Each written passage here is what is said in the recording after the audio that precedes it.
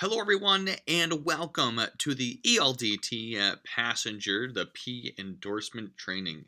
My name is Josh Barron, and I'm a certified instructor here at Midwest Truck Driving School. And I'll be taking you through this passenger endorsement training today. If you're new to the school, I'd like to welcome you to Midwest Truck Driving School. And if you're a current student, welcome back as we go through the passenger endorsement training.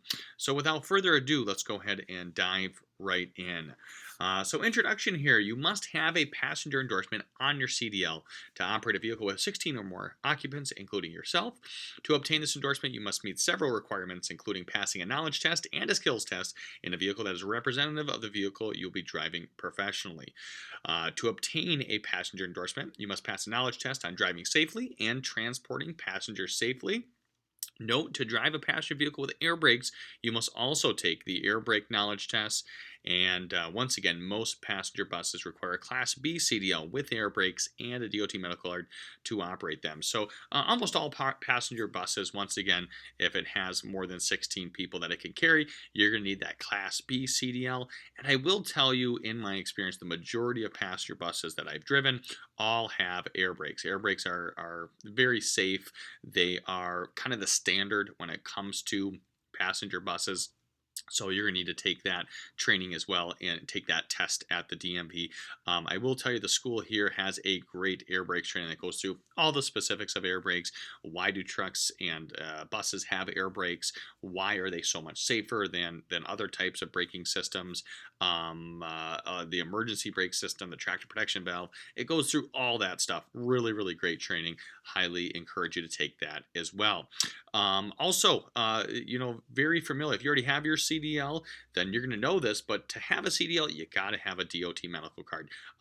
Typically, you have to renew those every 2 years, and you want to renew it before that 2 years is up. That way, you're good for that additional 2 years. But you cannot drive a CMV or a CDL vehicle without a DOT medical card. That's really important.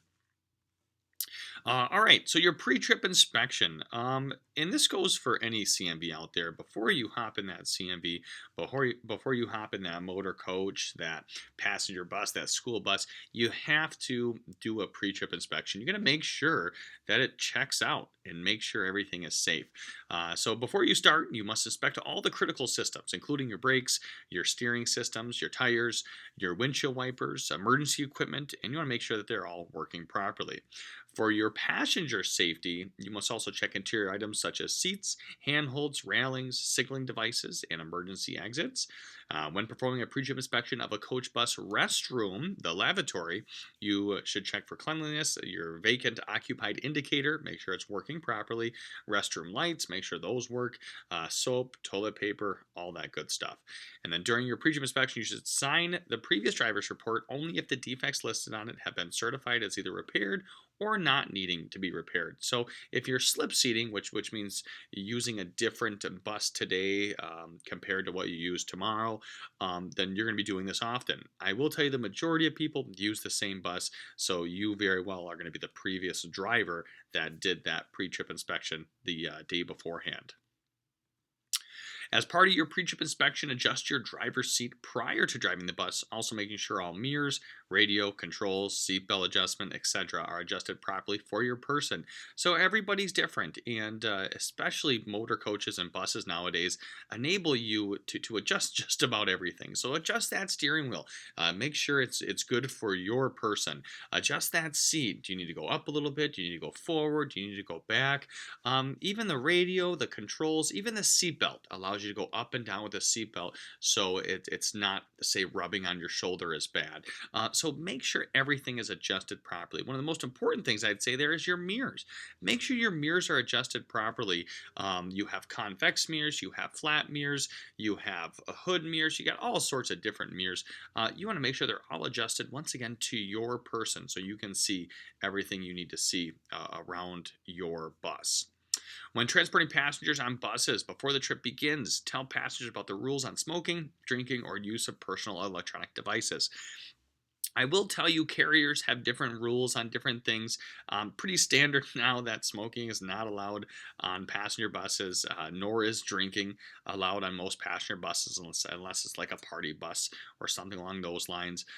Use of personal electronic devices, they're kind of referring to here, say someone's got a portable DVD player or they're watching a movie on their phone. Well, you don't want that to become an issue to other passengers on the bus. So telling them to put in headphones or different things like that would be reasonable. Federal regulations require an inspection report to be completed by the end of the day's use of the vehicle. And once again, every vehicle, every single CMV out on the road has to have an inspection done before you drive that CMV, as well as after you're done for the day, and that's called your post-trip inspection. As you check the outside of the bus, you want to close any emergency exits or any access panels. So the baggage access panels, the restroom, the engine, everything should be closed and latched properly before you drive that passenger bus.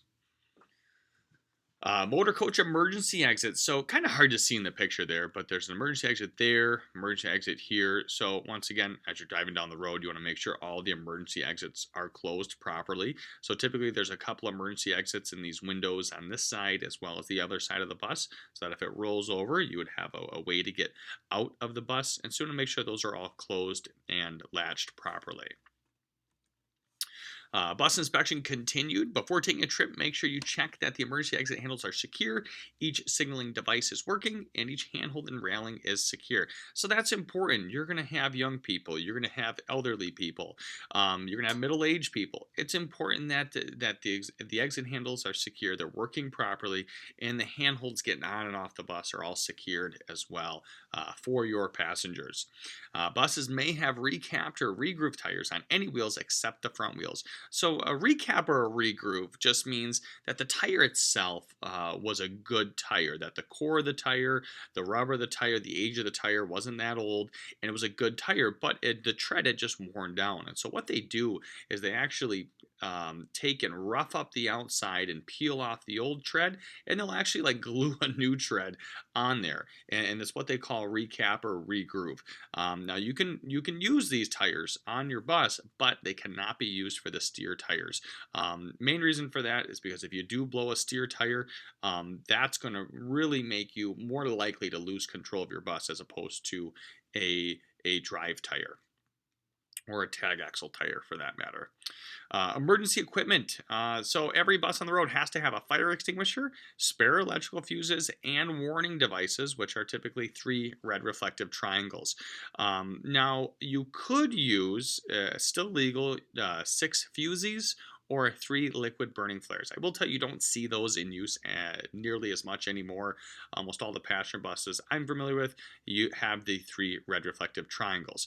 And the fire extinguisher, I can't tell you how many times I've hopped in a semi-truck or hopped in a passenger bus, and the fire extinguisher was not charged. It was outdated. It was depleted, and so you want to make sure you have a fire extinguisher in your bus, but also check it to make sure it's charged properly. Because I can't tell you how often I've seen that in buses and in CMVs, and it's a common problem. So double check that. I will tell you, a fire extinguisher that's not charged is not going to be very helpful if there is a fire in, around, or on your bus. You must complete an inspection report at the end of your shift listing any defects that could affect safety or result in a breakdown. Effective 1/19 of 2022, you are no longer required to complete an inspection report for a bus if you don't find any defects. So I will tell you, this just came through this year. So this was a kind of a bigger deal because this has been the rule for a long time. Now I want to make sure I'm clear about this, that you have to do a pre-trip and a post-trip inspection on your bus. You have to do it.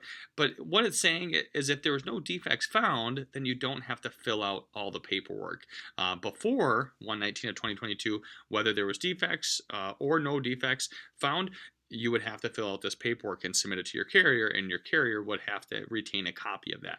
That is no longer the case. You still have to do a pre-trip and a post-trip inspection, and if there is defects found, you got to fill out the paperwork, but you don't have to fill out the paperwork if there's no defects found. And once again, that paperwork looks something like this: driver's vehicle inspection report for a bus or a motor coach, and it goes through all the specific things. And I will tell you, if you're going through the school's motor coach slash school bus course that we teach here at the school, we're going to be covering the pre-trip and post-trip vehicle inspection in explicit detail. So we're going to go through all the specifics, all these different boxes, what they are, how to check those components, what you're checking, and how to check those components, all the specifics that you need to know to safely inspect your